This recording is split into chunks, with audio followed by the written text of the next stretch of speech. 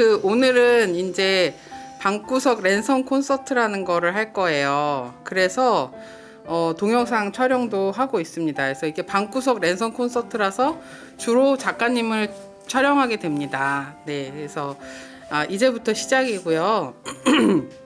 반갑습니다, 작가님. 네. 12살 해녀라는 책을 내셨어요. 이렇게 보시면, 네. 정말 색다른 방법으로 촬영과 네, 아이고, 제가 이렇게 될 줄이야. 네. 이게 이제 동시집입니다.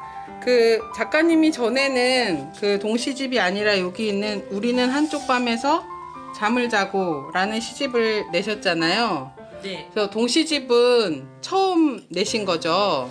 네. 예. 저는 사실은 이 책 동시집 12살 해녀로 작가님의 시집을 처음 접했는데요. 이 시집을 쓰게 되신 계기를 좀 말씀해 주실 수 있을까요?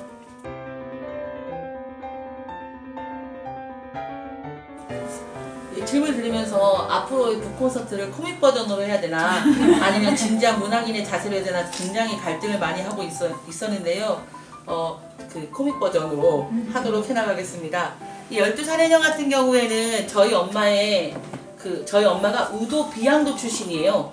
그리고 우도에 있는 작은 섬 비양도 출신이고 그곳에서 12살의 해녀가 됐대요.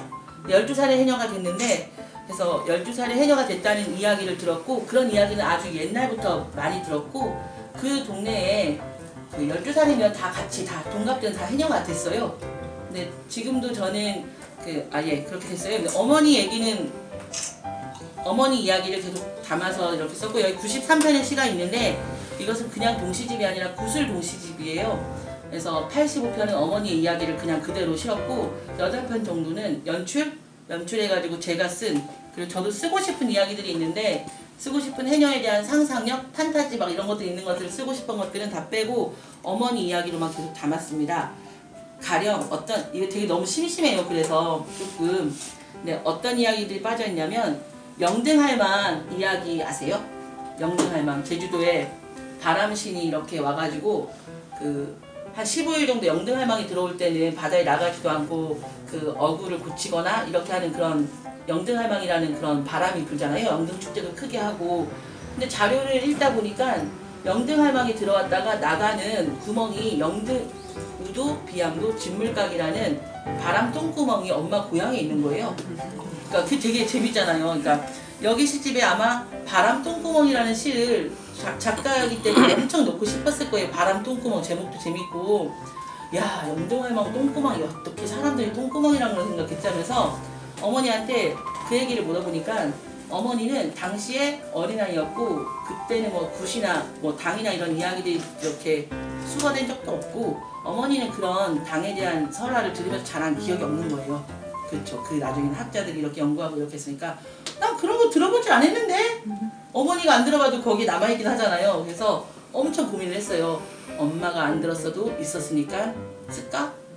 그런데 여기는 엄마 얘기만 넣기로 했는데 어떻게 할까? 이렇게 되게 고민을 했는데 결국은 그런 어떻게 시집을 기획할 때 아휴 됐어. 아무리 좋은 이야기나 이런 것도 있어도 다음에 쓸 기회들이 있겠고 또 누군가 쓸 수도 있고 괜찮겠지 하면서 그냥 어머니의 이야기만 슴슴하게 넣기로 작정을 하고 좀 썼어요. 그래서 그렇게 처음 이렇게 구성할 때는 너무 어머니 얘기만 해가지고 너무 슴슴한 거 아닌가 너무 조미료를 넣지 않았나 이런 생각이 들었는데 다 지나고 나니 그냥 오로지 어머니의 이야기만 뭐 다른 소재거리가 있어도 어머니 이야기 중심으로 넣은 게 더 진정성이 있지 않을까라는 생각이 들었어요.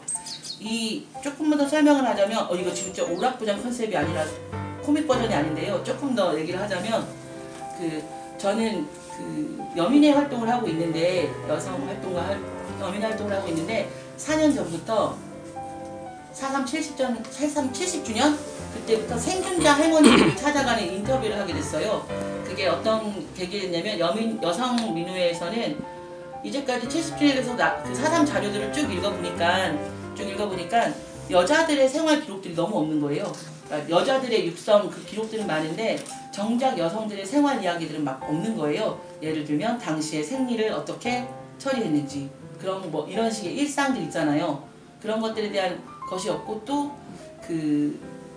제주도에 여러 고난이 있었을 텐데 성폭행이나 그런 것들을 직접 당했다는 육성 고백 같은 게 하나도 없었던 거예요.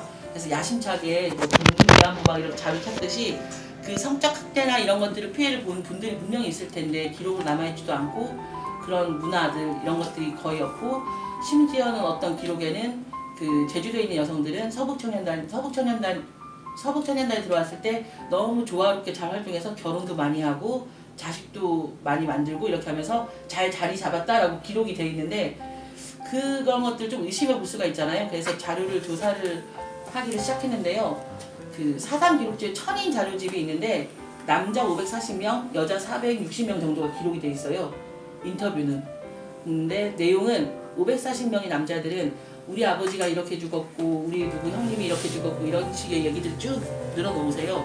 근데 여자들 460명 거의 수치는 비슷한데 여자들도 460명이 우리 아버지는 이렇게 죽었고 우리 오빠는 이렇게 죽었고 다 남자들의 피해들만 이렇게 이야기해서 천인들은 남자 여자 성비가 비슷한데 전부 다 남자의 기록들만 이렇게 있는 것들을 읽고 조금 문제가 있지 않을까. 이것들 여자들의 이야기는 누가 기록하지? 이런 식의 문제의식으로 그 활동을 지금 4년째 한 10명의 사회학과 교수는 아닌 박사과정 사람들이랑 작가분들이랑 이렇게 계속 해마다 그 4.3 당시에 10살, 15살 막 어린이들 이런 분들의 이야기들을 구술 체록 작업들을 하고 있었는데요. 그 구술 체록 작업들을 하면서 굉장히 많은 것들을 알게 됐고 그분들이 엄청 씩씩한 10대였다는 걸 알게 됐어요. 그런 이야기들 듣다가 우리 엄마 이야기도 좀 구술을 해야 될 것 같은데 우리 엄마 이야기도 해보자 라는 생각을 했고 그런 영향을 끼쳤는지 모르겠지만은 12살의 녀는 여기 기획이 말하면 일하는 할망들 시리즈라는 책으로 기획이 됐거든요. 해녀 시집이기도 하지만 그 4.3 때 아버지 오빠들 다 죽은 집에 남은 것은 어머니랑 어린 여자들 이분들이 집에 제사 다 지내고 집안 살림 다 가꾸고 반일하면서 그 집안의 토대를 계속 유지해 온 거예요. 그 순이삼촌이라는 4.3을 가장 먼저 알린 현기영 선생님의 그 소설 배경이 북촌인데 무남촌이 될 정도로 그 한 300~400명 남자들이 싹 죽었잖아요.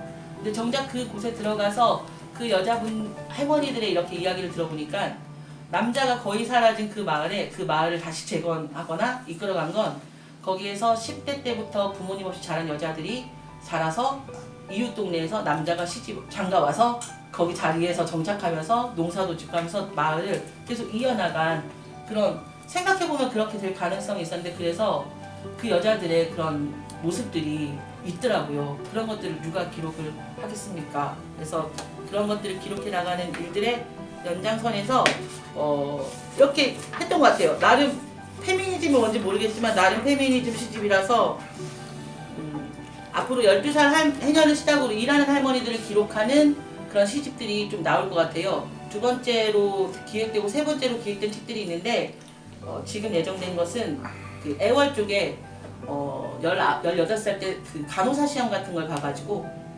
그 애월 쪽에 애를 1000명을 받았다는 산파 할망의 이야기 이런 거 지금 90몇 세시더라고요. 산파 할망이나 뭐 반일하거나 여러 가지 일하는 할머니들의 이야기도 굉장히 많을 거예요. 그 동네에서 그런 기억들. 그래서 할머니 이야기들을 좀 많이 기록하고 그렇게 하는 작가분들을 만나서 작업하고 싶습니다, 선생님. 그래서 일하는 할머니들을 구슬 동시집을 지역 출판 항구루에서 같이 기획하고 있으니 관심 가져주셔서 쓰시고 싶으면 같이 씁시다. 여기에 여기 이렇게 나와 있는데 제주도 서귀포에서 태어났어요. 스모르라는 작은 마을에서 자랐어요. 저희 인사말이 여기가 스모르 아니겠어요? 여기가 스모르예요. 바로 옆에 스모르고 10가구 정도가 모여 사는 마을에서 바닷가와 가장 가까운 집에 살았고 정숙, 영숙, 희숙, 신숙 그리고 막내 아들을 낳은 기동과 오키 부부 사이 넷째 딸로 태어났어요. 그래서 제 소개를 하고 있는데 여기서 중요한 포인트는 정숙, 영숙, 희숙, 신숙 그리고 막내 아들 이름을 안 적었다는 거. 예. 여기가 페미니즘 시집의 거의 처음이라고 볼 수 있는 아들 이름 같은 거 기록하지 않아도 이 시집을 다 설명할 수 있다라는 그런 기획의도를 가지고 12살 해녀를 썼습니다. 지금부터 진지하게 오락 같은 느낌인데요. 이 여기에 등장하는 고우키라는 해녀는 엄청나게 흥이 많은 어머니세요. 지금은 74세고 여기 시집에도 있겠지만 그 저희를 외할머니께서 너는 해녀 되지 말아라. 학교 가라. 이렇게 중학교를 보내놓으니까 중학교에 딱 입학해보니 그 동네에서 중학교에 입학한 여자는 교장 선생님 딸이랑 자기밖에 없었대요. 다 남자들. 그러니까 여자는 2명밖에 학교에 안 간 거예요. 근데 아무리 자기는 해녀하고 싶은데 바닷가에 친구들이 더 많고 해녀 될 생각은 없었고 바닷가에 친구들이 더 많아서 창문을 넘어가지고 도망가 버리고 그래서 어머니께서 나는 중학교는 마당에만 갔다 왔어 이렇게 하는 말을 그대로 담은 중학교는 마당에만 갔다 왔다라는 시가 있는데 그 시도 그대로 어머니 말했어요. 창문 밖 보면이 바닷가가 아이 오라 오라 해게 막 이렇게 하면서 막 그런 얘기들을 사투리 빼고 좀 이게 제주어를 지키는 게 아니라 해녀의 공동체나 어떤 그 어린 시절의 그 건강한 마음들을 다른 지역에 전해주는 게 더 우선인 것 같아서 좀 서울 말로 쉽게 표현을 했습니다. 이 오키라는 우도에서 태어나 해녀가 돼서 오남매를 낳은 이 어머니께서는 우도였을 때 오락부장이었고 그리고 체육대회 때마다 항상 앞에 나가서 이렇게 응원단장을 하신 어머니였고요. 그 어머니께서 가르쳐 주지 않으셨지만 그 어머니의 자식들은 전부 다 자라 초등학생이 되었을 때 응원단장을 하고 오락부장으로 살아왔습니다. 오락부장 많이 하셨죠?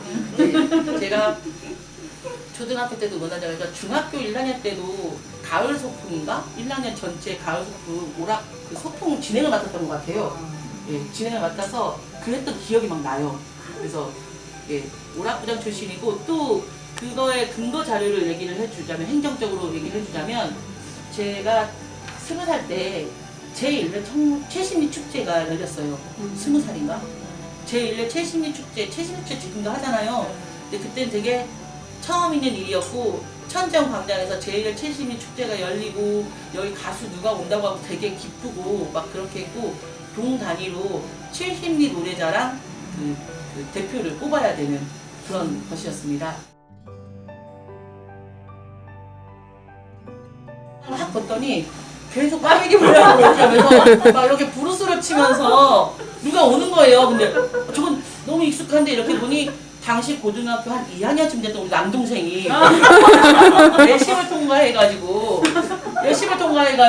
정장을 입고 이렇게 혼자지만 둘이서 춤추는 것처럼 와서 뚜벅뚜벅 부르면서 이렇게 예심 통과들 왔더라고요. 성장하고 그런 흥이 많은 남동생이었고요. 여기서만 끝나면은 이런 얘기를 할 수 있는 특별한 이유가 없을 텐데 그렇게 남동생을 봤어요. 근데 저쪽에서 정말 더 익숙한 이런 사람이 그 찬조 공연팀으로 이렇게 오는데 그분들이 어떤 분들이었냐면 해녀팀 그 해녀들 최신리 축제 때 그때는 그 1회 축제 때는 해녀들이 막 이렇게 수영, 쇼 뭐 이런 것도 하는데 공연에 잠깐 틈을 내서 어머니들이 막 이렇게 나와서 해녀 아줌마들이 춤추는 걸 나왔는데 그날 최신리 축제 때 어머니께서 저한테 이 모자 좀 빌려주라 이렇게 했어요. 근데 그 모자라 함은 제가 20살 때 그래도 여러 군데 막 놀러 다니고 했을 때 서울 어딘가에 산 모자 번거지 모자에 끈이 아주 여러 개 달린 왜 달려있는지 모르겠지만 좀 독특한 모자였어요. 그래서 그걸 사가지고 쓰고 다니기도 하고 이렇게 했는데 어머니가 그 모자를 빌려갔어요. 왜 빌려간다고 하지? 했는데 저쪽 편에서 어머니께서 그 모든 끈에다가 캔콜라, 예, 캔콜라 같은 것들 전부 다 묶어서 돌을 넣어가지고 저쪽부터 어머니께서 모자를 흔들면서 깡통을 막 이렇게 흔들면서 이렇게 오시는 이렇게 어머니 찬조 공연, 동생은 본심에 올라갔지만 동생은 탈락, 저는 거기에서 그 인기상을 받아서 이렇게 행정적으로 제1회 최신리 노래자랑 인기상 김신수 대표를 했던 오락부장 출신 작가입니다. 예, 우리 집에 네. 와. 그래서 예. 그런 흥이 많은 그런 집이에요. 네. 네. 김신숙 작가님의 이런 동시집이 나올 수밖에 없는 이야기를 들었습니다. 너무 흥이 많으시네요, 진짜. 아니, 1회 70리 축제에 세 분이나 출연하신 거잖아요. 네, 그래서 인기상도 받으시고, 네, 진짜 이거는 기록을 할 만한 일입니다. 아무도 기록해주지 않아서.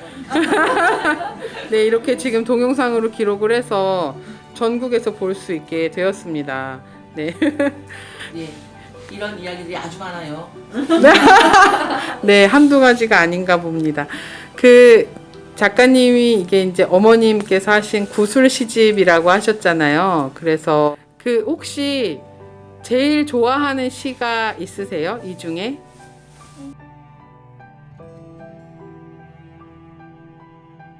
열두 살이냐 있는 작품들도 좋지만 해녀를 중심으로 둬가지고 여러 가지 책들을 이렇게 준비하고 있는데 이 준비하는 것이 다른 어떤 소재주의로 비추는 그냥 해녀를 소재로 해녀가 잘 팔리니까 뭐 이런 건 아니고 제주도에 살면서 제가 해녀 딸인데 해녀를 너무 소재주의로만 보는 그런 문제들. 근데 그런 분들 작품을 또 해녀가 멋진 거예요. 그래서 막 갈등을 하다가 어떻게 하면 이런 식의 내가 잘 이야기할 수 있고 찾을 수 있고 진정성 있게 할 수 있는 것들을 어떻게 하면 좋을까 계속 고민을 아주 오랫동안 하고 있어서 어쩌면 이 작품은 제일 아무것도 넣지 않은 시작의 단계고 여러 가지 기획들이 있습니다.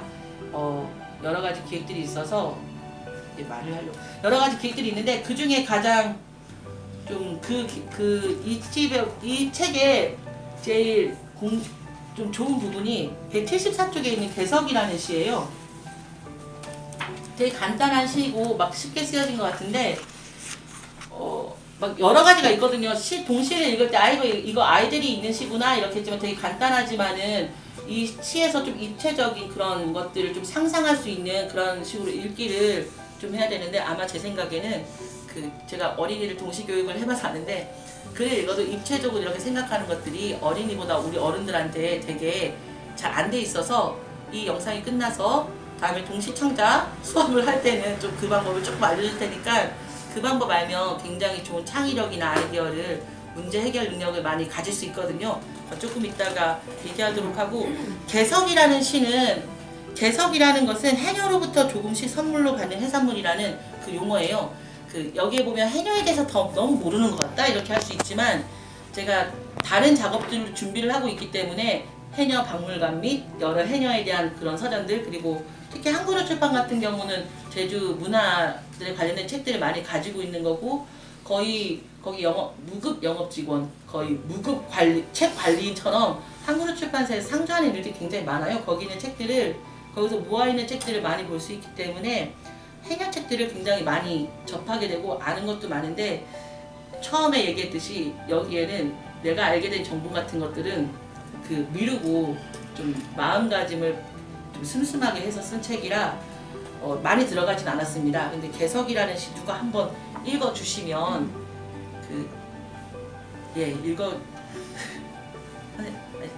아니요 선생님 읽어주시겠어요?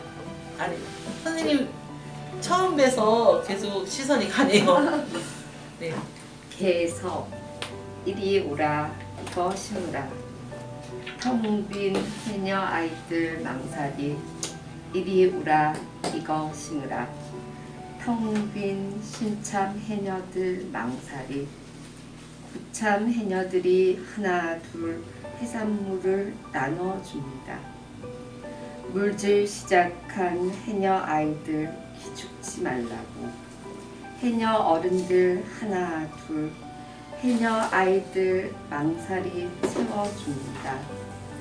계속 채워주지는 않아요. 해녀 아이들 못 잡아도 마음 상하지 않을 때까지 해녀 아이들 마음이 자랄 때까지 빈 망사리를 채워줍니다. 해녀 어른들이 해녀 아이들 망사리를 채워줍니다. 네, 이 시가 기억에 남아요. 제주어 개석이라는 것을 알려주는 것도 있겠지만 이게 그대로 엄마 얘기였거든요. 근데 내가 작가여가지고 아이를 마음이 자랄 때까지 줍니다 이렇게 동시 작가로서 각색해서 쓴 것이 아니라 73세 4세 어머니께서 내가 이 동시는 이런 식으로 써지는 거예요. 엄마가 이렇게 그 엄마 개석 이야기를 하면 제가 질문을 해요. 그럼 그 개석은 언제까지죠? 이렇게 하면 엄마는 아이를 마음 자랄 때까지 주주게. 이렇게 하면 그 행간에서 제 질문만 빼고 이렇게 어머니가 제가 질문을 하고 어머니가 대답을 하면 제 질문한 내용들은 빼고 이렇게 동시가 정리가 되는데 어떤 그 동시를 이렇게 보면 정리가 잘 돼 있잖아요. 어른들은 이렇게 정리가 잘 돼서 얘기할 수 없다 이렇게 얘기할 수도 있지만 제가 작가고 시를 썼기 때문에 질문을 그런 식으로 질서 있게 하다 보면 어머니께서 질서 있게 이야기를 하시고 그 이야기 순서가 이렇게 시로 잡히는 그런 거예요. 근데 여기 보면 해녀 어른들이 이렇게 나오고 아이들이 물질을 해도 토시나 뭐 미역이나 엄청 조금밖에 못 하는데 물질 다 끝나서 아마 해녀 아이들은 해녀 어른들을 기다리고 있는 것 같아요. 불턱에서 어머니 얘기를 들어보면 여기 시집에도 나와 있지만 아이들끼리 나와가지고 자기들끼리 막 내가 불꽃 더 많다 막 이렇게 막 뭐 얘기하다가 어머니들을 기다리는 장면들이 나오는데 해녀 아줌마들이 망사리를 다 놓은 다음에 일렬로 이렇게 서서 일렬로 서고 빈 망사리를 가진 해녀 아이들이 일렬로 한 명한테만 받는 게 아니라 여기 들렸다가 다음 해녀들한테 다 해산물을 하나씩 받는 거예요. 그럼 앉아있는 해녀 어른들은 거기서 자기가 가져갈 것도 있는데 뭐 더 큰 걸 주는 아이들한테도 있을 거고 있을 거야. 자기 조카한테 더 큰 것도 주기도 하고 이렇게 하겠지만 일단 작은 해삼이나 이런 것들을 애들 망사리에다가 넣어주는데 하나 정도 가져가는 게 아니라 해녀가 10명이 앉아있으면 아이는 해녀 10명한테 다 개석을 받아가는 거예요. 그래서 망사리가 어느 정도 이렇게 채워지잖아요. 근데 그 얘기를 딱 들었을 때 되게 좋은 거고 애들이 이제 물질 시작했는데 집에 딱 들어갈 때 기죽지다 뭔가 해왔다는 뿌듯함 정말 하루 종일 바다에 있었는데 어린아이지만 집에 갈 때 빈망사리로 이렇게 들고 갈 때 그 마음이 얼마나 찹찹했겠어요. 그런 심정들도 어른들이 다 이해하고 있었고 그런 것들을 계속 한대요. 근데 언제까지라는 뭐 딱 6개월만 한다 1년만 한다 막 이런 식의 규칙이 있는 줄 알았는데 그 시간이 어느 정도인지 모르지만 해녀 아이들이 마음이 자랄 때까지 그거를 계속 한대요. 기간은 정확히 모르겠어요. 해녀 아이들 마음이 자랄 때까지 이렇게 어른들이 아이들 챙겨주는 그런 문화가 있었다는 것을 이런 것들을 기록하고 싶었어요. 시는 이렇게 보이긴 하지만 이런 시도 좋고요. 네, 또 여기 보면 엄마 이야기는 그냥 한 명의 어머니잖아요. 근데 해녀들은 엄청나게 많고 그 되게 유명한 게 베알로라는 얘기 있어요. 고래 만났을 때 제목이 기억이 안 나네. 네?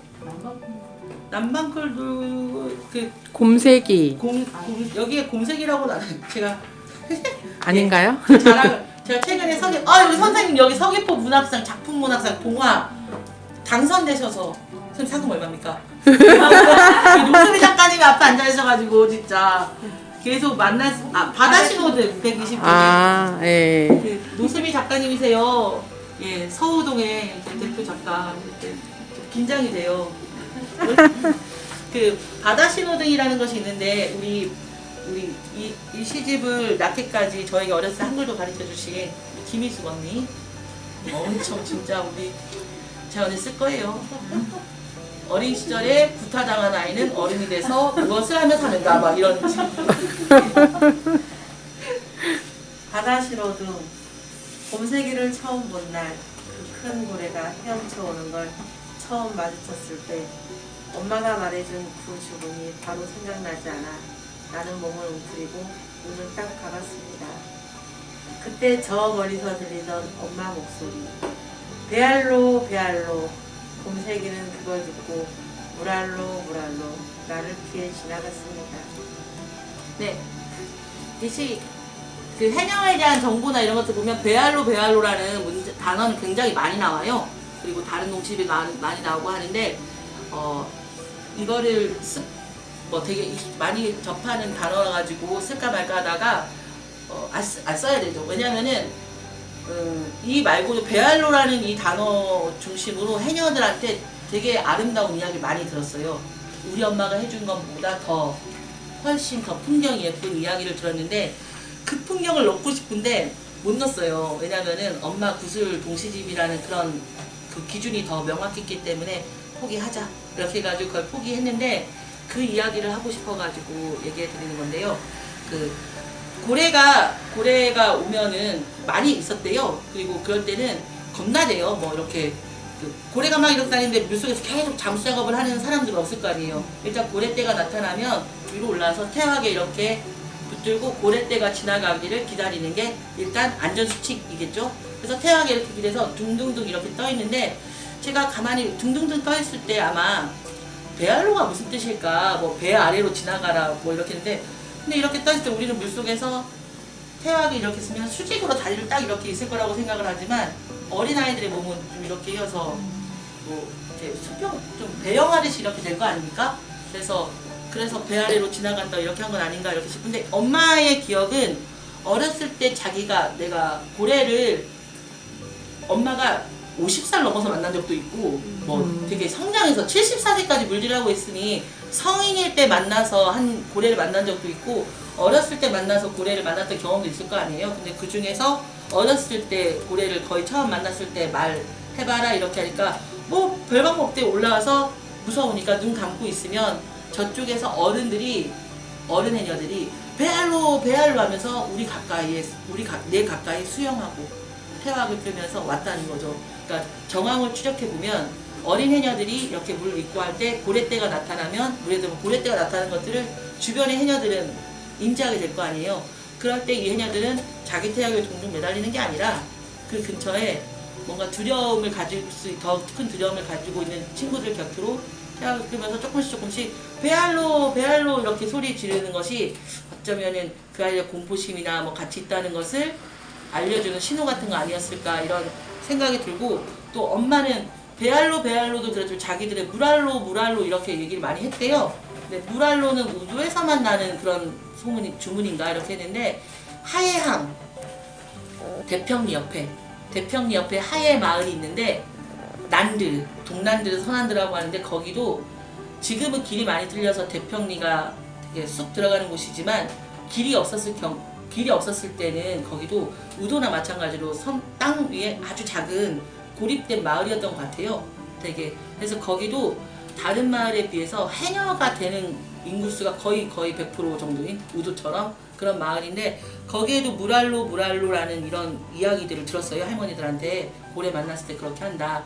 근데 하해 포구에서 들은 얘기인데, 그 장마가 끝나면 장마가 끝나서 여기는 햇빛이 반짝반짝할 때 바닷속은 부적물이 엄청 많대요.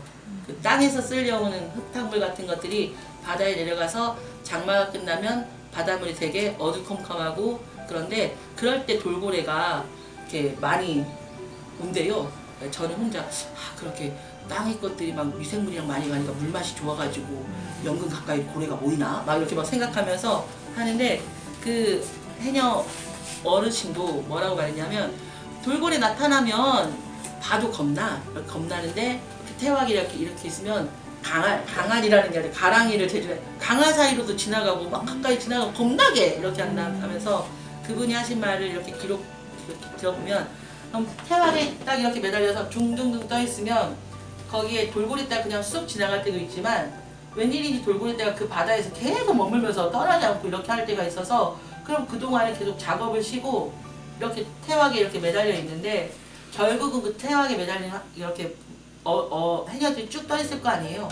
근데 다 이렇게 떠 있는 해녀들이었을 거 아니에요. 근데 돌고래떼가 나타나면 조금씩 둥둥둥 모이는데, 그게 강강수월 원처럼 그렇게 모여가지고 결국은 돌고래떼가 있으면 해녀들이 근거리로 작업을 못해 근거리로 모여서 이렇게 여러 명에서 둥글둥글하게 해가지고 모여있는 그런 모습이 된다라고, 이렇게 정리는 잘 못하셨지만 그 얘기를 했어요. 그래서 너무 그 하늘 위로 떼보면은 돌고래떼가 나타났을 때 바다 위에 태학된 그 해녀분들도 의지할 곳이 없으니까 거의 가까운 데 이렇게 모여가지고 뭐 강강수월처럼 이렇게, 강강수월래라는 표현은 안 썼지만 그렇게 둥글게 모여있는 연대 같은 느낌이 너무 예쁜 거예요.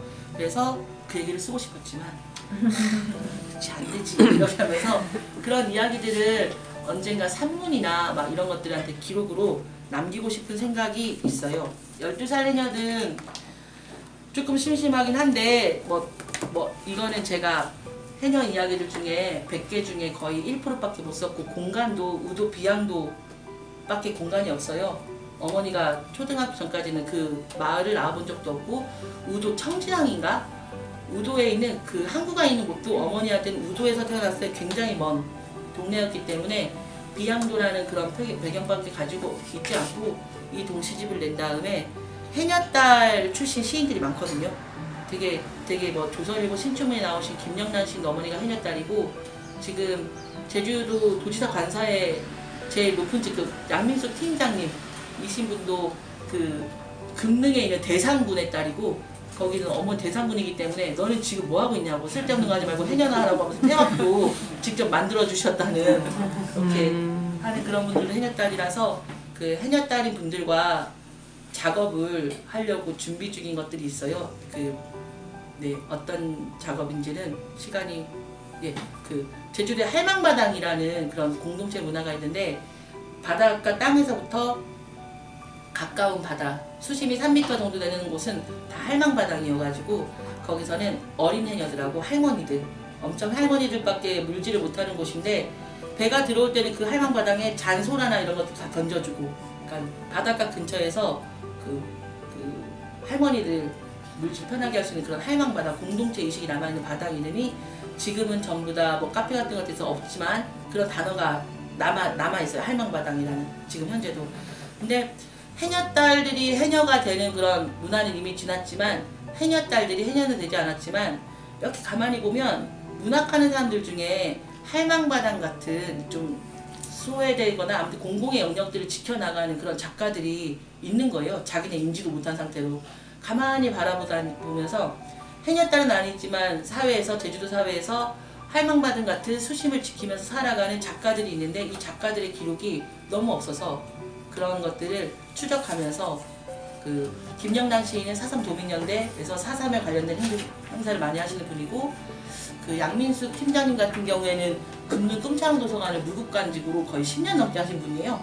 그래서 그런 일들을 그리고 그분들이 하시는 일들을 좀 기록을 하면서 할망바당이랑 해녀딸이랑 해녀랑 그리고 문화 이런 식의 것들을 쭉 연결시키는 그런 작업들을 하고 싶어요.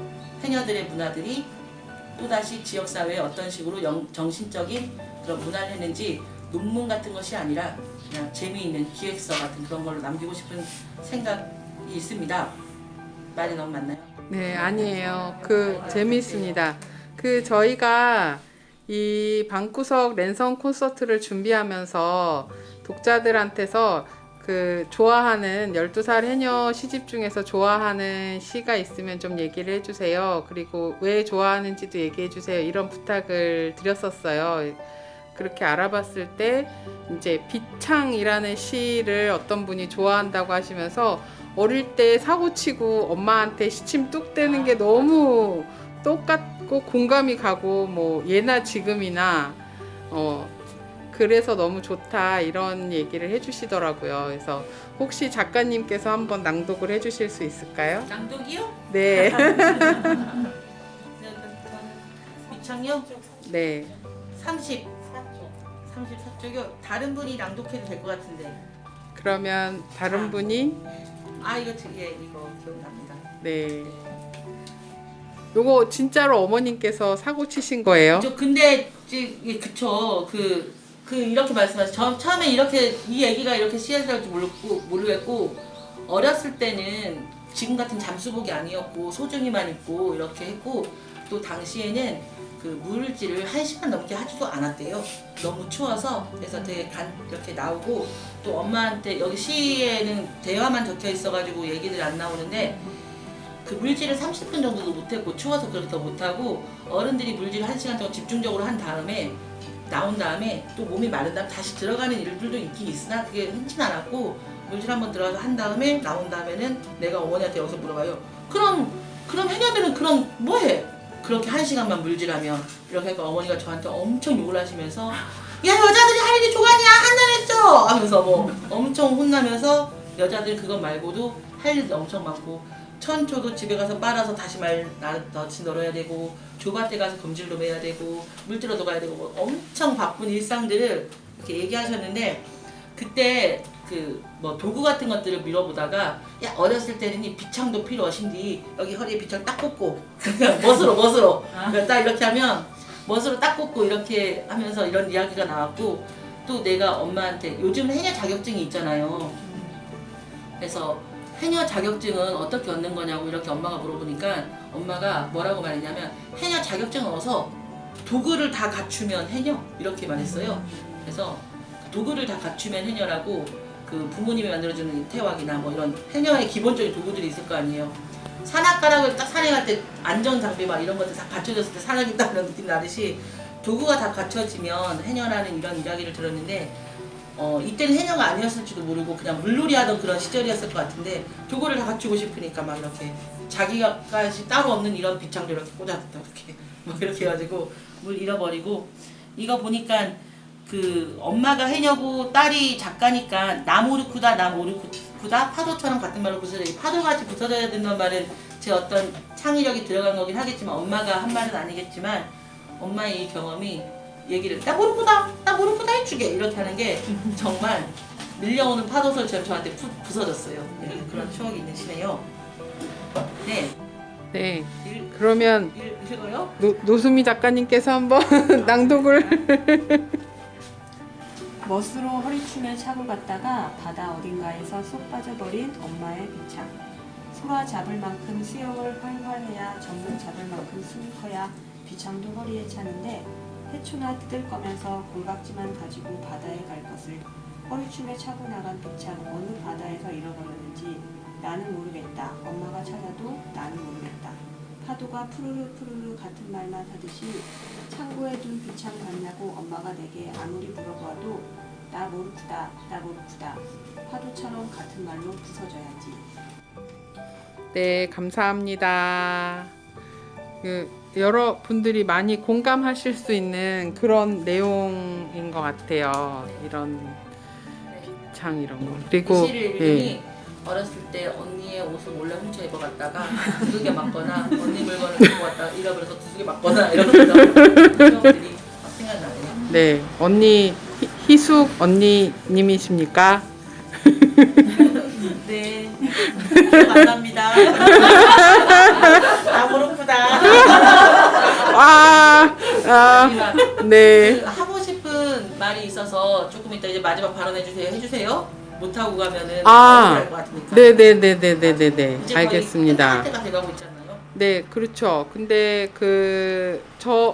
제가 제일 좋아하는 시도 한 개 있어서 말씀드리고 싶어요. 근데 사실 제가 좋아하는 시는 너무 여러 개라서 좀 뽑기가 어려웠는데, 제가 오늘 강연의 제목을 엄마 봄꽃 보러 가요 그거로 잡아봤어요. 예, 그래서 그 시는 계속 바다 이야기잖아요. 거의 바다 얘기인데, 나는 구덕 지고 엄마는 태왁 들고 우리 봄꽃 같이 보러 가자, 이런 얘기가 되게 기쁘기도 하고 슬프기도 하고 그런 느낌이 들더라고요. 그래서 그 시는 어떻게 해서 짓게 되셨는지 듣고 싶습니다. 네, 정말로 기억에서 까먹을 뻔했어요. 그 아름다운 추억을. 여기 보면 표지에도 이렇게 제가 이 해녀 그림 그려줄 때, 요즘 굿즈샵 같은 데 가면 해녀 캐릭터들 되게 일러스트처럼 그려진 것도 굉장히 많잖아요. 근데 그런 그림들이 더 익숙하고 친숙할 거라고 생각했는데, 박들 작가한테 제가 뭐라고 했냐면, 거무튀튀하고 그리고 거무튀튀하고 그냥 제주도 아이 같고 섬 아이 같고 그런 그림으로 그려주세요. 이렇게 해서 예쁘지 않게 그려주세요. 이렇게 했고, 그런데 그 해녀가 뒤에 태왁에다가 꽃을 들고 있는, 꽃을 해산물이 아니라 이게 해산물인가? 꽃인가? 꽃이에요. 예. 그 꽃을 이렇게 들고 가는 태왁으로 그려주라고 이것만 주신 건데, 얘가 엄마가 친정 외할머니도 그러니까 외할머니도 우도 출신인 것 같아요. 우도에서 제 엄마하고 얘기를 들으면 추격은 해보지 않았지만 그 우도에서 태어나서 우도 분들끼리 결혼을 하셨고 우리 엄마를 낳으신 것 같은데, 엄마랑 그러면은 엄마하고 막 바다에 물질 가고, 엄마도 이렇게 해서 우도에서 엄마 그러면 뭐 구경하러 가고 싶냐고, 엄마랑 놀러 가면 뭐 구경하러 가고 싶냐고 하니까 그냥 꽃구경이라고 하던데, 꽃구경 가주게. 당시에 무슨 구경을 그렇게 열심히 할 만한 것이 뭐가 있었는지 모르겠지만 꽃구경 가고 싶었다고 그렇게 명확하게 얘기를 하셨고, 뒷부분에 되게 꽃구경 가는 그런 시를 제가 쓴 것이 있었어요. 그리고 저는 외할머니를 한 번도 본 적이 없거든요. 저희 어머니께서는 10대 후반때 그 외할아버지는 바닷가에서 어부였으니까 바닷가 일하다가 돌아가셨고, 그리고 또 외할머니께서는 배앓이를 심하게 하시면서 돌아가셨다는 이야기를 들었는데, 우도에는 병원이 없었잖아요. 우도에는 병원이 없어서 어머니의 이야기를 들으면 여기도 아편에 대한 얘기가 나오는데, 당시에 50년대 이때는 그 마약 같은 게 그 상비약으로 집집마다 많이 있었고, 어머니 물질 가서도 그런, 어머니는 아니지만 물질 가서 그런 씨를 받아와가지고 장독대 뒤에 숨는 그런 일들도 있었던 것 같아요. 그리고 어머니는 할머니한테, 그 엄마가 아니라 외할머니한테, 어머니의 외할머니한테 그 상비약을 녹여서 주사를 놓는 방법도 배웠대요. 그러니까 노숟가락에 주사까지 나서 자기가 쓰러지면 노숟가락에 그 가루를 놔서 물에 녹인 다음에 촛불에다가 이렇게 잘 녹여가지고 할망 먹이라, 이렇게 응급 그런 것들을 이렇게 받았다는 얘기도 이렇게 있고, 그렇게 하는 얘기도 있는데, 저는 정작 외할머니를 한 번도 본 적이 없거든요. 어머니께서 이 시집에서 제일 좋아하는 시는 12살 해녀, 이거 어머니가 이제는 진짜 딴말 하시거든요. 야, 나가 어떤 중학교는 마당에만 갔다 왔나? 이렇게 하면서 마당보다 더 깊이 들어갔죠. 마당보다 더 깊은 곳이 어딘데? 가만히 있다. 마당까지는 안 들어가서 더 가서 이렇게 하면서 이렇게 하십니다. 그리고 그렇게 좀 성질 내면서, 야, 방귀 낀 얘기, 야, 야, 잘도 막 이렇게 하면서 막 하시고 하는데요. 여기 제일 마지막에 날물시 쓴빛소리라고, 좀 처음 쓸 때 자기적인가 뭐 이렇게 하면서, 쓴빛소리라는 게 좀 자기적이지 않나? 별 보면서 내가 외할머니한테 편지 쓰는 거는 너무 자기적이지 않나 이렇게 생각했는데, 다 쓴 다음에 어머니께서는 이 시를 제일 좋아했어요. 그러니까 내가, 엄마는 엄마 없이 나를 낳고, 외할머니 한 번도 본 적이 없는데 자기가 낳은 옹조딸이 잘 뭐라고 하지도 않았는데 자기 외할머니를, 자기 엄마를 엄청 그리워하면서 이렇게 쓴 내용을 보면서 이 시를 읽을 때 굉장히 침착하게 좋아하시는 것 같아서, 아, 나는 되게 이 시를 자기적으로 쓰고 막 이런 식으로 했는데 엄마는 되게 좋아하는구나 이렇게 하면서, 우리도 내가 보지도 못하고 직접 경험하지 못했더라도 아주 먼 이야기들을 많이 끄집어내어가지고 써야 되겠다, 그런 걸 좋아할 사람들이 분명히 있겠구나 하면서 좀 작업에 힘도 얻고 영감도 얻었습니다. 네. 네. 네, 그 작가님 아까 꼭 하고 싶은 말씀 있다고 네. 하셨는데, 네, 잠깐 쉬는 시간을 갖기 전에 그 말씀 네, 좀 그만하고 들어볼까요? 이제 끝나는 거죠. 네네. 여기 1부가 끝이에요. 너무 와주셔서 감사하고, 저는 잘 모르겠지만 너무 귀하게 서귀포에서 나고 자라고 책방 같은 것들 둘러다니는 그 우생당 명문서점 지역에서 정말 사랑과 따뜻함으로 자랐어요. 특히 우리 여자들이 많은 집안이라서 그런지, 그리고 아주 어렸을 때부터 아버지가 꿈이 시인이었었기 때문에, 그 아버지 꿈이 시인이었었거든요. 그래서 노트도 굉장히 많아요. 그리고 특히 제가 막내딸이라서 아버지의 문학적 기능은 굉장히 옆에, 예를 들면 엄마가 해녀기 때문에 바닷가에서 아이를 데리고 놀 수 없기 때문에 우리 아버지는 오야지라고 하나? 오야봉은 아니고 목수, 노동자들 오야지였기 때문에 아버지가 집 만드는 공사 현장에 텐트 켜놓고 그 앞에서 자랄 경우들이 많거든요. 이쪽 보면은 아버지가 지은 건물들이 꽤 있어요. 건축 설계사로 있었던 게 아니라 오야지로 이렇게 해서 그 마당에서 성장한 그런 기록도 있고, 저 건물 이만큼 올라갔고 저 건물 이만큼 올라갔고, 이런 게 굉장히 그 어린이집을 다니지 않고 그렇게 있었을 때 그런 마음들이 있고, 그래서 좀 그리고 초중 고등학교 다 문예부를 나왔고, 되게 생각이 많고 책을 많이 읽는 어린이로 자라는 것을 되게 주변에 격려를 많이 하면 자랐는데, 그래서 지금 저는 서귀포에서 지역에서 예술가가 한 명이 생기면 그 예술가로 인해서 얼마나 많은 변화가 일어날까라는 것을 좀 실험하면서 살고 싶은 각오 같은 게 있어서 좀 그런 재미있는 프로젝트를 지금 계속 진행을 하고 있는 중이에요. 지역에서 예술가가 한 명이 있다는 것은 굉장히 사회에 많은 변화를 일으킨다는 그런 근거 자료로 남고 싶어서 많은 활동을 하고 있습니다. 네, 그런 활동을 하고 있어요. 그래서 제가 하는 다른 활동 같은 것들을 옆에서 가까이 손잡아 주거나 이렇게 하면 재미있게 지내실 수 있을 것 같아요. 네. 네, 감사합니다. 네. 한마디만 더 하자면 제가 여기 첫 시집이 있는데요. 이 첫 시집 굉장히 우리 언니들이 엄청 싫어하는 시집이거든요. 여기 나오는 모든 언니들은 다 상상의 언니들인데 여기 보면 우리 언니들 엄청나게 강간당하고 폭행당하고 막 이렇게 하면 그러니까 우리는 한쪽 밤에서 잠을 자는 한쪽이라는 것은 여자고 여성성 아무나 어떤 식의 막 그런 것들인데 서귀포가 관광도시지만 유흥의 도시이기도 하잖아요. 관광이라는 것은 유흥과 그리고 거기서 또 소비되는 여성성들이 있을 테고 그런 것들을 숨겨놓았겠지만 관광이라는 그 즐거운 것을 숨겨놓았겠지만 저는 여기서 학교를 다녔기 때문에 중고등학교 때 성매매업소나 유흥업소에서 추락하거나 이렇게 살아갈 수밖에 없었던 친구들이 많았어요. 그리고 그런 게 많았고 그런 경험들을 가지고 있었고 또 그 시기가 저는 저만 겪는 일이 아닌 줄 알았는데 98년도에 대학을 입학했던 저한테는 95년, 96년, 97년이 아예 전조현상으로 원조교재 있기 전이나 청소년들 유흥업소로 많이 들어가는 그런 시대였대요.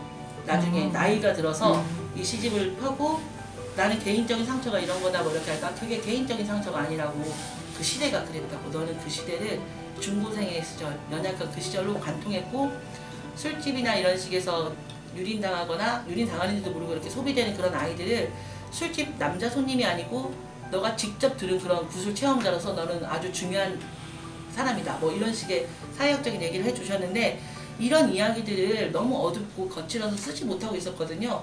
근데 34살 때쯤에 제주가 낳은 아름다운 시인 현태쿤 시인과 결혼을 하면서 그러면서 정말 시를 쓰고 싶은 마음 때문에 그분과 결혼한다는 것은 생각 못했는데 결혼하고 마음도 편안해지고 이렇게 했는데 어머니가 34살 때쯤에 거실에서 4시쯤에 낮잠을 자고 계셨는데 귀 고막 같은 거 이렇게 해가지고 자고 있더라고요.